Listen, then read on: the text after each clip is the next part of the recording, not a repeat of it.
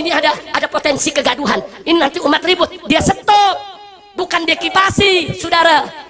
Yang nyari gara-gara ini, saudara, gengnya Imat, mestinya mereka dinasehati, di stop, bukan dibantu oleh BNPT. Assalamualaikum warahmatullahi wabarakatuh, sahabat pelita yang dirahmati Allah. Ya, ketemu kembali dengan channel ini. Semoga sahabat pelita dalam kondisi sehat walafiat dan tentunya masih dalam limpahan dan lindungan yang maha kuasa. Dalam video ini kita sama sekali tidak mau menyudutkan kelompok si A, kelompok si B tentang apa yang terjadi, entah itu kemarin, entah itu yang baru saja sekarang, ya, tentang statement-statement para petinggi di negara kita yang mungkin banyak orang-orang tersentil ya dengan ucapan-ucapannya. Tetapi dalam video ini sekali lagi tidak ada maksud untuk menyudutkan pihak manapun. Jadi buat sahabat pelita langsung saja disimak keseluruhan videonya ya. Karena apa? Ketika kita melihat hanya sebatas cuplikan video, takutnya terjadi kesalahpahaman dalam memahami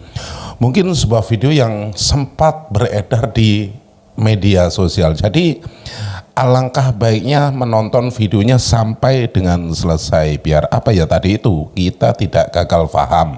Apabila sudah terjadi kesalahpahaman dalam menanggapi sebuah video, nantinya juga terjadi kerancuan dalam pemikiran ketika kita memberikan argumentasi tentang video ini. Jadi sekali lagi ditekankan untuk menyimak videonya sampai dengan selesai. Nah, sahabat pelita, biar tidak gagal paham, langsung saja kita simak bareng-bareng. Tetapi sebelum kita lanjut, buat Anda yang belum dukung channel ini, mohon dukungannya dengan cara di like, di share, dan subscribe-nya. Tombol loncengnya juga diaktifkan biar Anda tidak ketinggalan kabar info terbaru dari channel ini. Monggo disimak videonya. Ini dia, silakan.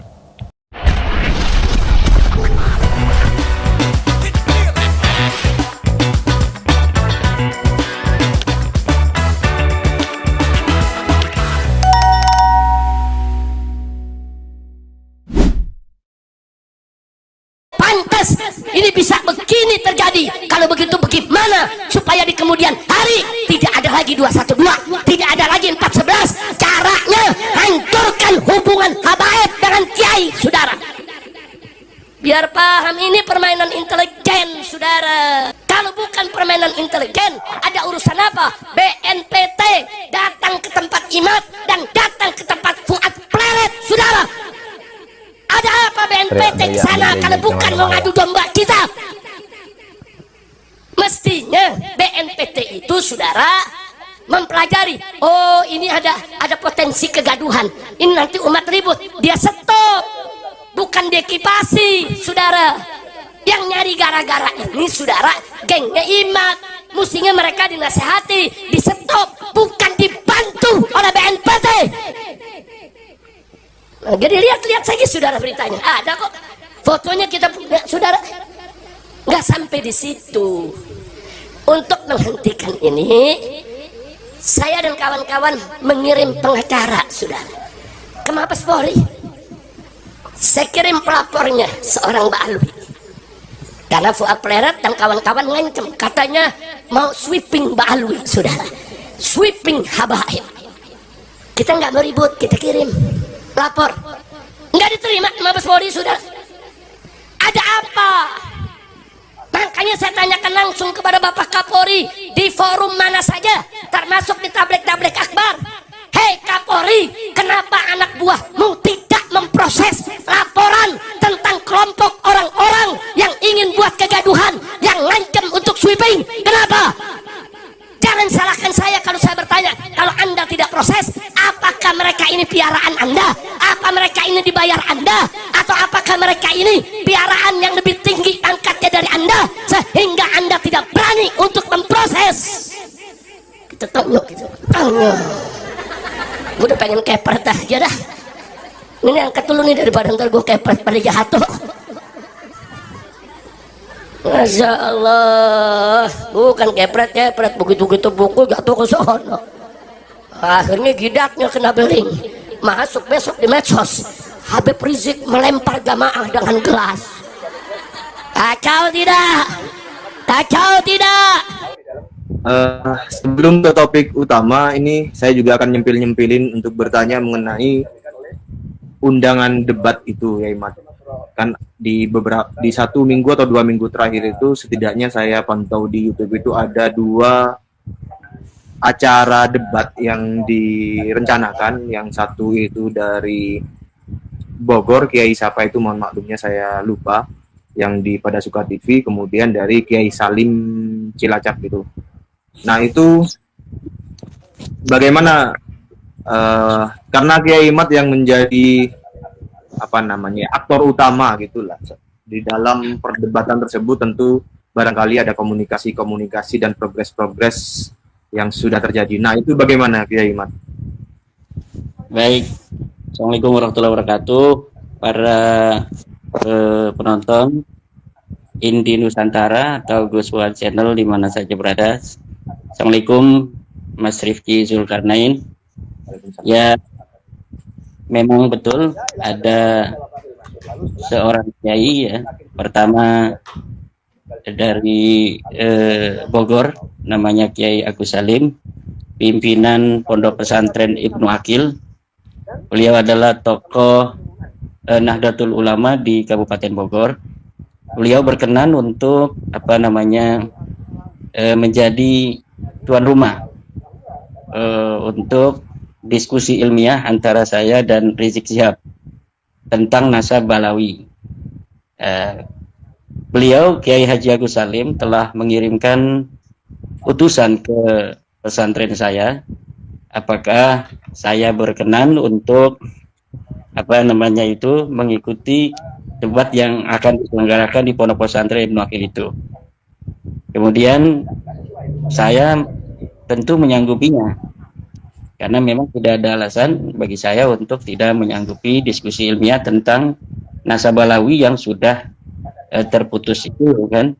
Kemudian ada orang yang misalnya dari klan Balawi merasa ingin menguji dalil-dalil saya, walaupun sudah jelas dalil-dalil yang telah saya sampaikan berdasarkan kajian-kajian ilmiah yang sudah ke derajat fakta ilmiah yang sangat sulit untuk dibantah lagi. Tetapi untuk menghilangkan sebuah penasaran dari klan Balawi, insya Allah saya bersedia. Itu inti dari pertemuan dengan utusan dari Kiai Agus Salim dari Bogor, pimpinan Pondok Pesantren Ibnu Akil. Tapi saya belum tahu apakah dari pihak Kiai Agus Salim itu sudah menemui atau mengirimkan undangan juga terhadap Rizik Syihab.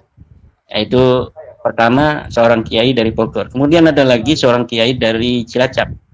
Namanya Kiai Salim. Kiai Salim, pimpinan Pondok Pesantren Bumi Sholawat, yang mengutus 3 orang untuk menemui saya di Pondok Pesantren Nahdlatul Ulum Cempaka, yang intinya bahwa kami ini katanya diutus oleh pimpinan Pondok Pesantren Bumi Sholawat untuk mengundang kiai, apakah bersedia jika Rabita Alawiyah bersedia untuk berdebat dan berdiskusi ilmiah di Pondok Pesantren Bumi Sholawat.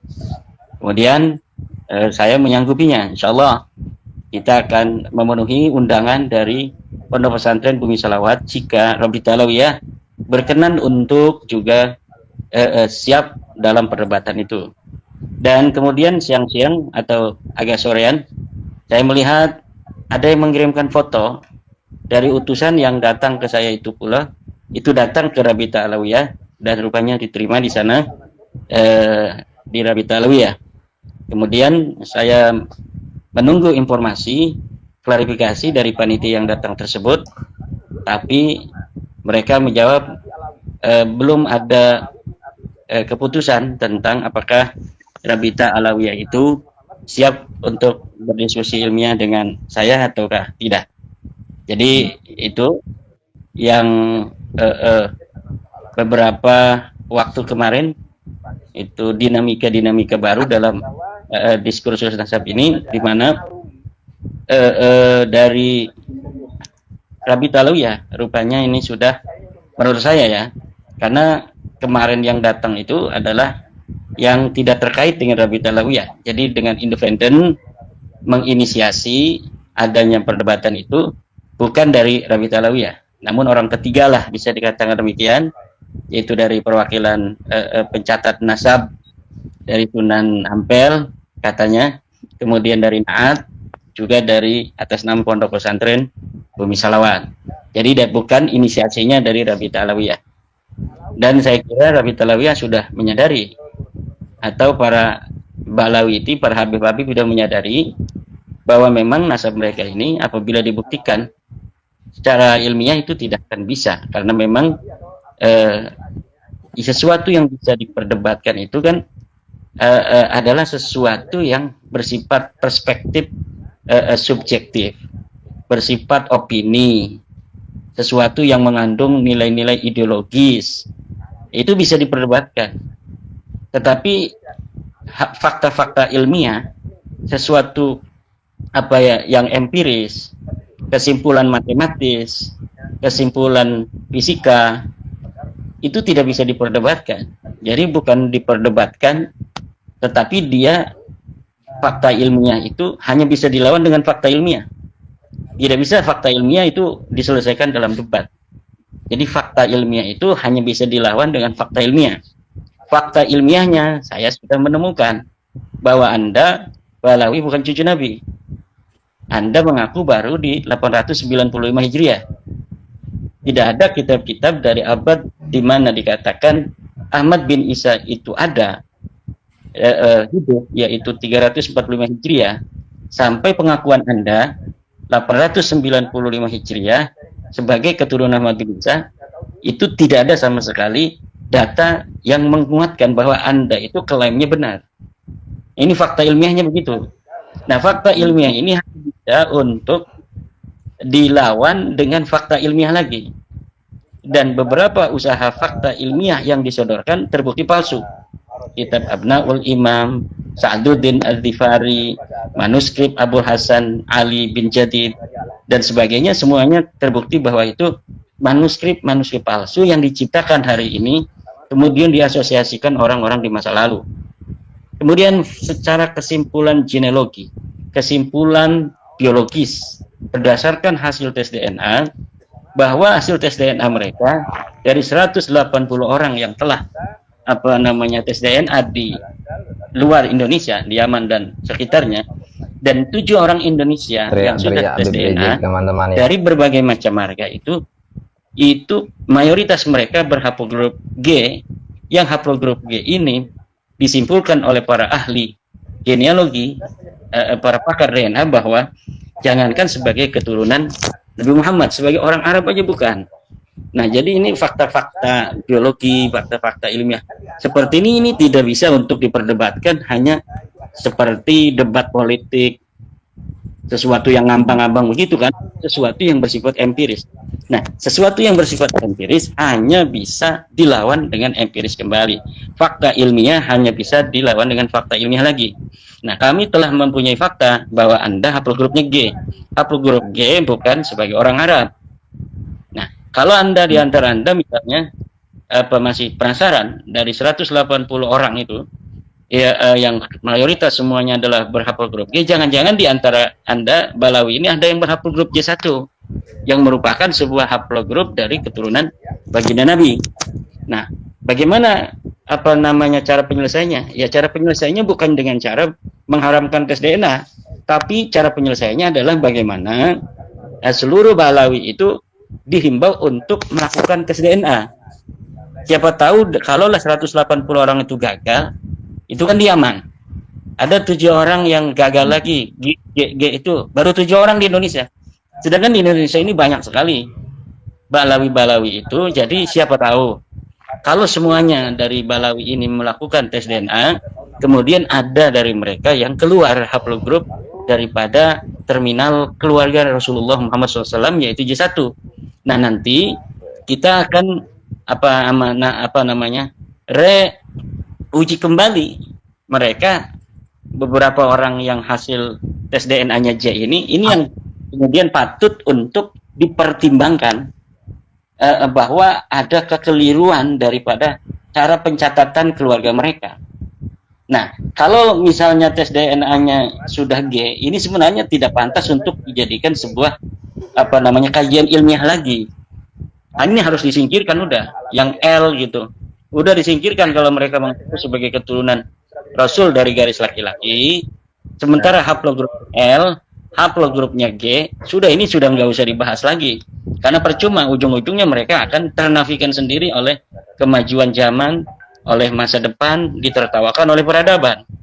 Lebih baik kita mulai belajar untuk beradaptasi agar anak cucu kita tidak mengalami nasib seperti kita, yaitu menganggap dirinya sebagai turun Nabi dengan potensi akhlak yang jauh. Karena memang namanya DNA, namanya akhlak itu kan tidak bisa dibohongi, bahwa memang ada pengaruh dari sebuah DNA, ada pengaruh dari keturunan. Kan orang tua kita berdoa agar anaknya jadi anak soleh, anaknya menjadi anak yang jujur, anaknya jadi anak yang tidak suka berzina, berdoa anaknya dan cucunya semoga jadi orang-orang yang menjaga ketawaduan. Nah, kemudian anak-anak cucunya, orang-orang yang banyak berdoa seperti itu akan menjadi seperti itu. Jadi ada energi dia menjadi tawadu, dia energi menjadi orang-orang yang berakhlak, orang-orang yang tidak meremehkan orang lain. Tapi kalau misalnya DNA-nya ini DNA jahat, ini walaupun bagaimana ditutupi tetap akan tumbuh. Nah, dalam pengakuan yang tidak sesuai itu, nah ini kan tidak matching antara pengakuan dan potensi akhlak yang keluar dari sebuah klan yang bukan keturunan baginda Nabi. Nah, akhirnya akan mempermalukan daripada nama Nabi Muhammad SAW itu. Jadi informasi yang bisa saya bagi dengan Kang Mas Rifki Zulkarnain HM tentang dinamika perkembangan baru isu nasab terkait dengan adanya undangan debat dengan Rizik Syihab yang dilontarkan atau diinisiasi oleh Kiai Agus Salim, pimpinan Pondok Pesantren Ibnu Aqil, seorang tokoh senior NU di Kabupaten Bogor. Yang kedua dari Kiai Salim, merupakan pimpinan Pondok Pesantren di Cilacap bersama Naat dan Nakobah pencatat dari Sunan Ampel. Demikian. Ya, meskipun demikian, kalau umpamanya debat itu memang akhirnya terselenggara, kan Kiai Mat juga akan insya Allah pasti akan hadir kan ya? Insya Allah pasti. Itu kalimat yang saling bertentangan. Jadi gimana yang kalau dari dulu kan begitu, saya memiliki sebuah persyaratan. Jadi kalau persyaratannya itu Rabita Alawiyah siap untuk berdiskusi di tempat yang netral, tempat yang ilmiah, ya kita siap. Selama ini kan mereka tidak mau juga. Mereka maunya di kandang sendiri, di Rabita Alawiyah, dalam waktu yang sebentar lagi, di 1-2 hari kita akan bertemu di tempat lain. Nah, kemudian membuat framing bahwa saya nggak berani datang ke Rabita Alawiyah. Padahal bagaimana kita mau datang di Rabita Alawiyah tanggal 7, karena tanggal 10-nya kita akan ada di seminar nasional yang diselenggarakan oleh Universitas Islam Negeri Wali Songo. Ya, kan demikian. Jadi marilah kita hentikan framing-framing jahat, framing-framing menghina, framing tentang subjektivitas. Kita buktikan secara fakta ilmiah bahwa pengakuan kami sebagai cucu Nabi bisa dipertanggungjawabkan. Bisa nggak Anda mempersiapkan fakta-fakta ilmiah itu? Tentu tidak akan bisa, karena algoritma itu sudah saya ketahui. Dari mana algoritma sudah diketahui? Dari ratusan kitab, baik dalam kitab sejarah, dalam kitab nasab, kitab-kitab ruwat, kitab-kitab tentang tobakot yang sudah saya baca dan saya teliti. Tidak ada keterkaitan antara pengakuan mereka dari abad 9 dengan sosok Ahmad bin Isa yang ada di abad 4 itu. Sama sekali tidak ada. Kemudian glorifikasi daripada kesejarahan tokoh-tokoh yang mereka ciptakan itu tidak terkonfirmasi oleh kitab-kitab yang ada di abad-abad di mana diasumsikan tokoh dan leluhur mereka itu ada. Sama sekali tidak ada itu. Demikian. Barangkali Rumel Abbas, Zaini, kemudian Kori Bangladesh, kemudian maju mewakili dan membawa data-data baru gitu ya. Itu kan bagus sekali kan ya. Bagus sekali kalau mereka membawa apa namanya itu surat mandat lah istilahnya ya, surat mandat dari Rabita Alawiyah ya, tetapi harus membawa fakta ilmiah baru. Jangan kayak Tengku Khori kemarin itu hanya bikin-bikin gitu kan, Abnaul Imam lagi mentoknya, ditanya manuskripnya nggak ada, dia nggak bisa. Bagaimana sebuah kitab yang dikatakan di apa namanya itu dikarang di abad ke-5 Hijriah, tetapi kemudian dicetak di tahun 2020-an tanpa manuskrip yang sama sekali yang bisa dipertanggungjawabkan. Tentu ini menjadi sebuah kelucuan ilmu pengetahuan. Kalau dibawa ke ranah akademis ini akan sangat memalukan. Selama ini kita husnudon kemudian membaca kitab yang diasosiasikan abad ke-5 tanpa ada manuskrip yang bisa menjadi referensi basis di mana kitab itu dicetak sama sekali. Kita saja. Ya, tetapi hari ini ya, bangsa Indonesia, bangsa yang apabila kewaspadaannya itu muncul, maka dia akan menjadi bangsa yang sangat hati-hati, dan ketika itu terbuka, maka mulai saat ini dan masa yang akan datang, insya Allah bangsa Indonesia ini tidak akan lagi bisa untuk ditipu, untuk bisa dipermainkan, dibohongi. Bahkan nasab ini, Mas Rifki, sudah membawa banyak dampak, diantaranya dampak kepada pejabat-pejabat kita, menteri-menteri kita. Coba kita lihat kemarin di mana Bapak Fadlizon sebagai Menteri Kebudayaan juga sudah mempunyai perhatian terhadap sejarah, di mana dalam sebuah podcast ya, sebuah berita, saya melihat bahwa Bapak Fadlizon juga akan merehistoriografi kembali catatan-catatan sejarah yang tidak sesuai dengan fakta-fakta sejarah yang sesungguhnya, di mana Bapak Fadlizon ingin bahwa bagaimana kita catat ulang kembali sejarah-sejarah keindonesiaan, baik keindonesiaan di hari ini maupun keindonesiaan di masa lalu, bahkan sebelum prasejarah ya, yang tidak sesuai dengan fakta-fakta ilmiah yang baru ditemukan berdasarkan sumber-sumber baru yang sekarang bisa dieksplorasi. Nah, ini tentu kita sangat mendukung upaya-upaya dari Bapak Fadlizon sebagai seorang Menteri Kebudayaan. Dan saya juga pada kesempatan malam hari ini mengusulkan kepada Bapak Fadlizon bahwa terutama mulai abad di mana agama Islam itu masuk Nusantara, ada upaya-upaya pembelokan sejarah masuknya Islam di Nusantara. Yang dilakukan oleh siapa? Yang dilakukan oleh klan Ba'alawi. Klan Ba'alawi sudah mempunyai kitab-kitab sejarah tentang masuknya Islam di Indonesia. Itu sekitar 12 buku-buku yang saya ketahui yang ditulis oleh Ba'alawi tentang masuknya Islam di Indonesia, bahwa masuknya Islam di Indonesia ini terkait dengan keluarga Ba'alawi semua. Nah, jadi mereka kitab-kitabnya memang tidak beredar di Indonesia. Ini kebanyakan kitabnya beredar di luar negeri. Mereka rajin mencatat di Wikipedia. Mereka rajin mencatat di portal-portal Timur Tengah, bahwa Islam di Indonesia, Islam di Malaysia, Islam di Brunei, Islam di Thailand, Islam di Filipina, itu semua disebarkan oleh kaum Ba'alawi. Dan ini di dalam kitab baru saya, Minhajun Nasabin, itu sudah saya catat dan sudah saya beri warning bahwa ini kitab-kitab yang di dalamnya Ba'alawi mencatat bahwa mereka lah, keluarga mereka Ba'alawi ini yang menyebarkan Islam di Nusantara. Dan ini tidak sesuai dengan fakta sejarah, di mana kaum Ba'alawi ini masuk Indonesia abad ke-19 Hijriah, abad ke-19 Masehi, 1800-an sampai 1943. Sampai di mana Jepang itu masuk ke bangsa kita. Bagaimana orang yang baru masuk abad 19 kemudian bisa menyebarkan agama Islam, di mana Islam itu telah ada pada abad ke-3 Hijriah di Aceh.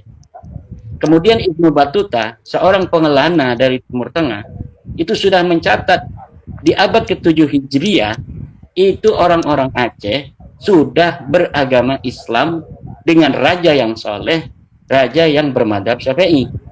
Nah, tentunya ini sejarah-sejarah seperti ini harus dijaga. Memang Balawi ini kitab-kitabnya tidak beredar di Indonesia, tapi kita bisa akses di internet. Jadi 12 kitab yang menerangkan tentang sejarah masuknya Islam di Indonesia yang dikaitkan dengan keluarga Ba'lawi ini, itu walaupun tidak beredar di pondok pesantren, tetapi kitab-kitabnya itu bisa kita akses di internet. Ada di arsip.net, ada di berbagai macam platform yang memuat daripada kitab-kitab versi PDF. Nah, jadi ini perlu kewaspadaan nasional yang harus dimiliki oleh bangsa Indonesia agar kesejarahan masuknya Islam di Indonesia ditulis oleh anak-anak Indonesia sesuai dengan fakta ilmiah dan fakta sejarah yang berjalan di masa lalu. Jangan sampai orang lain menulis sejarahnya sendiri padahal dia tidak ada kaitan dengan masuknya Islam di Indonesia. Mereka menulis sejarah itu untuk kepentingan keluarga mereka, bahwa keluarga mereka lah yang menyebarkan agama Islam di Indonesia, padahal pada saat itu mereka tidak ada di Indonesia. Mereka baru datang sebagai pekerja di pertanian, di perkebunan itu tahun 1850-an. Kemudian Islam telah terbukti dan tercatat itu sudah banyak dianut di Indonesia pada zaman Ibnu Battuta. Jadi dalam kitab Ibnu Battuta itu sekitar 700 Hijriah itu Masehinya mungkin 1000 berapa 400, itu ya? 1300 mungkin ya. Kan 700-an ya? beda 700. Anggap beda 700. Beda 500 tahun kali ya. Ya, bisa. 571 tahun lah Nabi Muhammad itu kan. Ya, jadi pada abad ke-7 Hijriah di Aceh, Sumatera itu sudah ada raja yang beragama Islam dengan pemeluk yang beragama Islam. Bagaimana di Aceh sudah masuk Islam dengan seorang raja yang Islam dengan madhab Syafi'i yang sudah berkembang, kemudian dikatakan di dalam sejarah hari ini yang ditulis oleh Balawi bahwa mereka yang menyebarkan agama Islam di Indonesia. Ini wahai Menteri Kebudayaan Bapak Haji Fadlijon, agar ini diprotek, jangan sampai ini masuk ke dalam buku-buku pelajaran. Walaupun memang hari ini hanya orang-orang yang rajin untuk mengecek di platform-platform buku PDF di dunia maya yang bisa untuk mengakses, tetapi kewaspadaan itu penting. Ya, untung para sejarawan-sejarawan kita di masa lalu itu memang sudah agak kuat, Kang Mas Rifki, di mana Buya Hamka, Hasmi dan lain sebagainya itu sudah memprotek sejarah masuknya Islam di Indonesia, baik dari versi Persia, versi Arab atau versi Gujarat. Tidak ada dari versi Yaman itu. Yang dimaksud dengan Arab itu adalah Arab Saudi dan sekitarnya, bukan Yaman itu kan. Nah, ini perlu untuk Bapak Menteri Kebudayaan, Bapak Profesor Dr. Fadlijon untuk mempunyai perhatian terhadap kesejarahan masuknya Islam di Indonesia. Saya bangga ketika Bapak Fadlijon mengatakan bahwa timnya atau para ilmuwan kita menemukan adanya fakta baru di mana sebenarnya kesejarahan bangsa Indonesia di prasejarah itu bahkan lebih tua dari apa yang selama ini ditulis. Dan itu juga penting, tetapi juga kita sebagai orang Islam, di mana Wali Songo sebagai penyebar agama Islam yang secara masif di abad ke-14 dan 15, kemudian sebelumnya sudah disebarkan oleh para penyebar Islam dan Aceh di Sumatera kemudian ke Jawa. Ini hari ini ada sekelompok orang yang ingin bahwa sejarah masuknya Islam di Indonesia itu hanya terkait kepada keluarga mereka yang sebenarnya mereka datang itu di abad ke-19 Masehi. Demikian. Ya, baik Hemat, mengenai buku atau kitab yang dibikin oleh Balawi itu nanti barangkali di lain kesempatan kita bisa elaborasi lagi mengenai hal tersebut. Jadi pertanyaan dari saya tentang kitab terbaru dari Kiai Haji Madudin Usman ini yang berjudul Minhajun Nasabin itu bisa di-download atau diperoleh atau dibeli di mana, Yai? Beli untuk kitabnya, versi kitab yang sudah dicetak ada. Ya, versi download juga bisa dilihat di apa namanya, sudah ada di internet lah. Jadi cari Sudah ada di internet. ya di arsip.com juga ada. Bahasanya bahasa Arab ya? Bahasa Arab 270 halaman. Apakah ada rencana untuk diterjemahkan ke dalam bahasa Indonesia, ya Imat?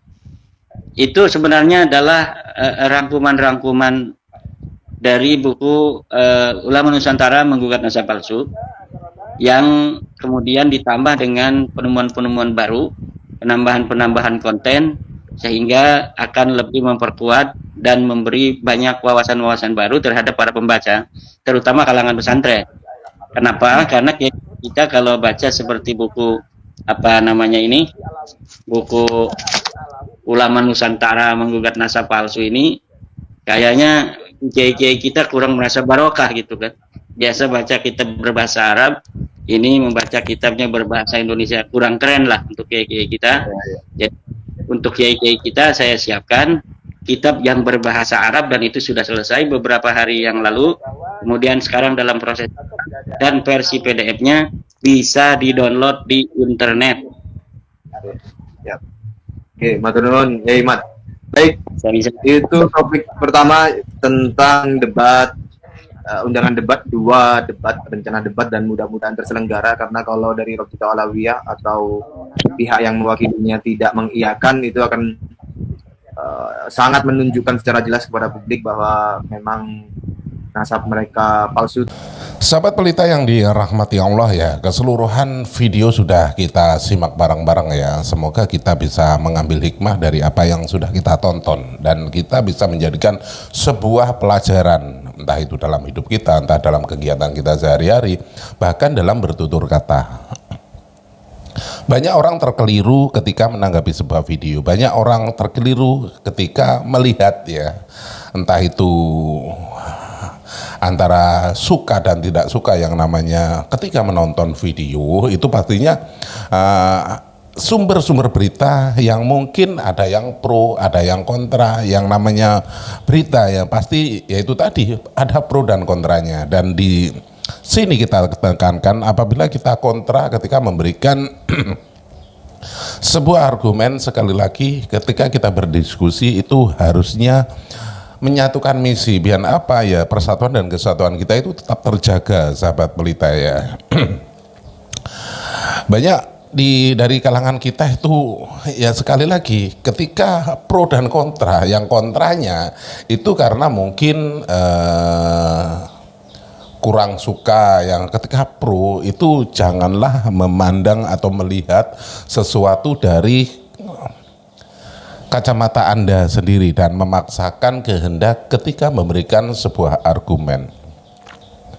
Orang ketika mencintai membabi buta itu semua yang mungkin keluar dari apa yang sudah disampaikan. Mungkin ada sosok yang mungkin dicintai ya dalam video ini. Satu contoh lah, orang-orang yang mungkin selalu memberikan ceramah dan lain sebagainya.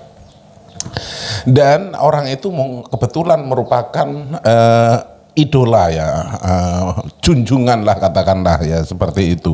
Sehingga apapun yang keluar dari mulutnya ataupun ucapan-ucapannya itu selalu dibenarkan, walaupun kadangkala itu ada unsur yang mungkin kesalahan ya dalam memberikan wejangan, memberikan tausiah dan lain sebagainya. Jadi tekankan ketika melihat sesuatu ataupun mendengarkan sesuatu itu, dengarkan apa yang dibicarakan, bukan lihatlah siapa yang berbicara. Karena ada kerancuan ketika kita melihat siapa yang berbicara, pastinya begitu. Karena di kalangan kita itu ketika melihat ketika ada orang yang memberikan sebuah nasihat ataupun sebuah petunjuk, pasti akan dilihat siapa orangnya, bukan apa yang dinasihatkan. Inilah ya, sekali lagi yang ditekankan, jangan melihat sosok, tetapi dengarkan apa yang disampaikan. Walaupun sosok itu mungkin ya dalam pandangan kita itu merupakan seorang yang alim, yang mungkin ya dalam kacamata kita itu tidak pernah melakukan kesalahan, tetapi apabila memberikan statement ataupun nasihat ada unsur kekeliruan, langsung katakan, oh salah,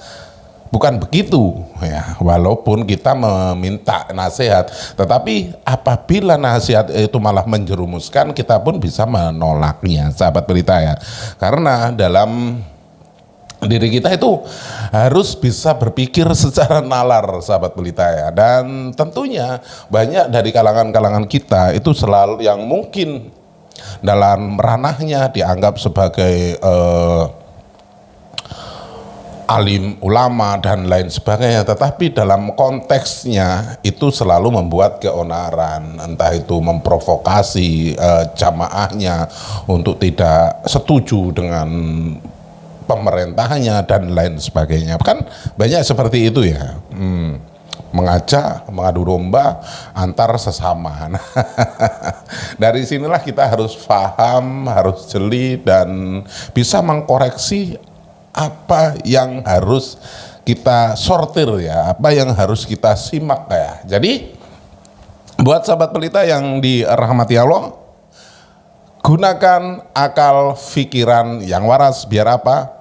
Biar tidak konslet. Terima kasih sudah klik video ini, dan apabila video ini bermanfaat, jangan lupa di like, di share sebanyak-banyaknya, dan tinggalkan jejak Anda di kolom komentar. Di akhir video sekali lagi izinkan saya mohon maaf yang tak terhingga apabila ada unsur kata-kata saya yang mungkin kurang berkenan di hati Anda, karena yang namanya orang itu ketika memberikan ucapan, memberikan salam itu mungkin ada yang terkeliru. Jadi sekali lagi izinkan saya mohon maaf yang tak terhingga. Di akhir video terima kasih dan saya akhiri wabillahi taufik wal hidayah. Wassalamualaikum warahmatullahi wabarakatuh.